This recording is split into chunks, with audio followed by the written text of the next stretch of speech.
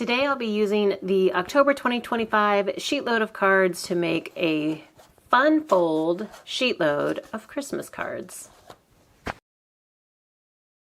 Hey, it's Beth. Welcome.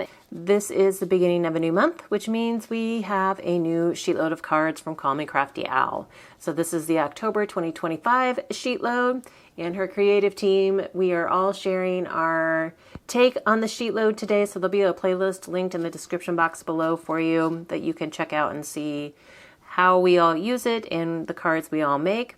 So this month, like if you're not familiar with the SheetLoad, each month Call Me Crafty Owl puts together a PDF printable that contains the supply list, cut list, card sketch, everything you need to help you assemble a certain number of cards. This month it makes 8 using 12 by 12 papers, and it is a special fun fold edition, so that is always exciting.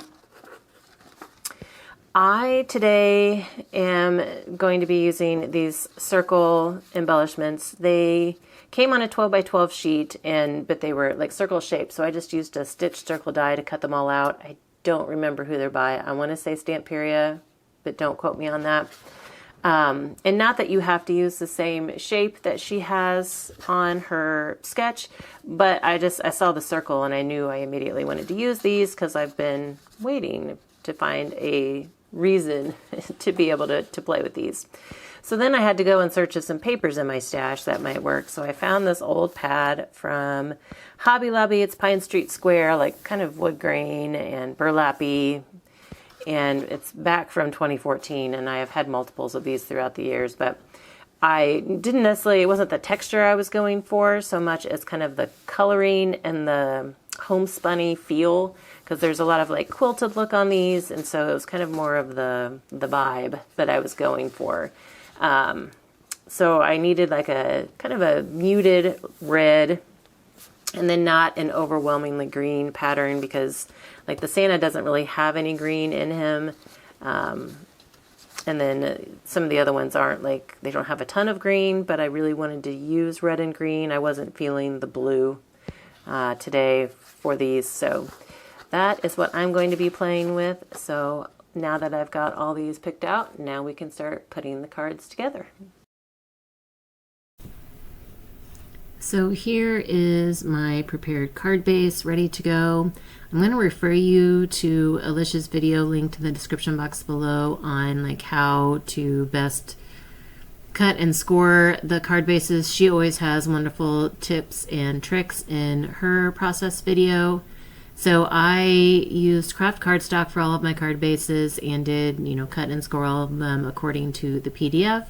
And then I have all of my individual pieces here. I alternated the patterns,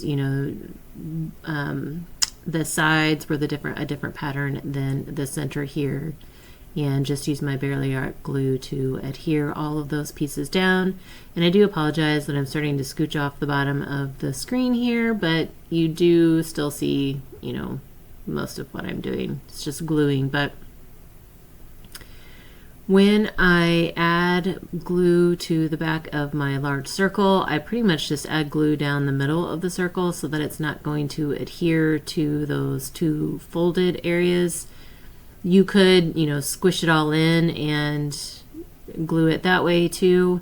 This was just the easiest for me since I kind of had it splayed out to add the individual pattern paper pieces. And this particular circle didn't have any kind of sentiment like the other ones did, so I decided to add a sentiment. I contemplated adding it in craft, but kind of wanted it to pop off instead of blend in, so I went with white. And I'm going to squish my card back in and kind of push it down, and then adhere that piece that goes on the back for a message.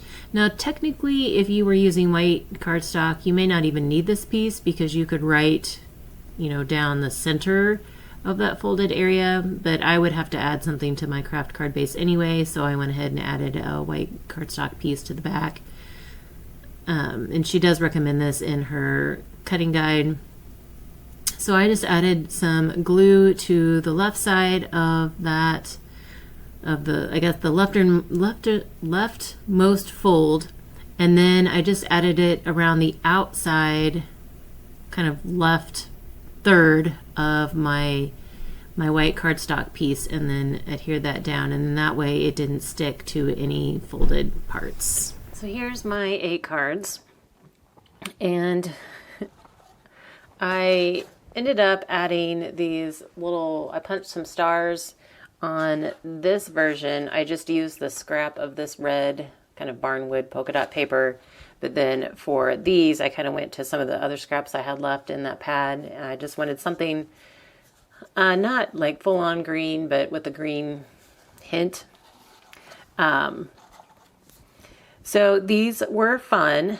I will say though, my heavy duty craft cardstock gave me some fits trying to score it. So I feel like all of my scores went a little wonky. I tried different scoring methods. Like I started with my scoreboard, then I tried my trimmer, I switched out my stylus. I don't know, like it was just, I could not get a straight score line to save my life, and it was driving me crazy. So some of them are, I had to like measure each one to make sure that what the pieces I cut were appropriately sized for that particular card because of the score line. So I don't know, but these are fun. I'm glad I got to use my circles and kind of dug into some oldie but goodie pattern paper here. But anyway, I hope you guys enjoyed my take on the SheetLoad, and again, be sure to check out that link in the description box for the playlist with everybody else's take on it, and then also the link in the description for Alicia's video so you can find out how to get this month's SheetLoad if you don't already have it. As always, I thank you all so very much for your time, and I hope you all have a very crafty day.